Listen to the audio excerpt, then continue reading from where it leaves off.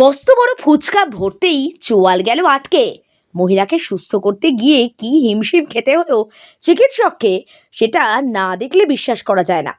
আত্মীয়াকে নিয়ে ফুচকা খেতে বেরিয়েছিলেন এক ব্যক্তি। ঘুরতে ঘুরতে ফুচকা স্টল দেখে লোভ হয়, সিদ্ধান্ত নেন ফুচকা খাবেন, কিন্তু সেটা করতে গিয়ে অঘটন। মস্ত বড় ফুচকা আটকে গেল মহিলার চোয়ালে। কোনোভাবেই স্বাভাবিক অবস্থায় ফেরা যাচ্ছে না। ভয় পেয়ে সঙ্গে যিনি ছিলেন তিনি আবার সোজা স্বাস্থ্যকেন্দ্রে ছুটে যান তাকে নিয়ে। সেখানকার চিকিৎসকেরাও শত চেষ্টা করে মহিলার চোয়াল সোজা করতে পারেন না। সম্প্রতি সমাজ মাধ্যমের পাতায় এরকমই কিছু ভিডিও ছড়িয়ে পড়েছে পুনিত পান্ডে নামের অ্যাকাউন্ট থেকে। এক্স স্যান্ডেলের পাতায় যে ভিডিও পোস্ট হয়েছে তার সত্যতা আমরা যাচাই করিনি। ভিডিওয় দেখা গেছে এক মহিলা তার দুগালে হাত দিয়ে বসে রয়েছেন, চিকিৎসকেরা চিকিৎসা করছেন। সম্প্রতি এই ঘটনাটি উত্তরপ্রদেশের আউরাইয়া জেলায় ঘটেছে বলে জানা গেছে। মহিলার নাম ইনকিলা দেবী।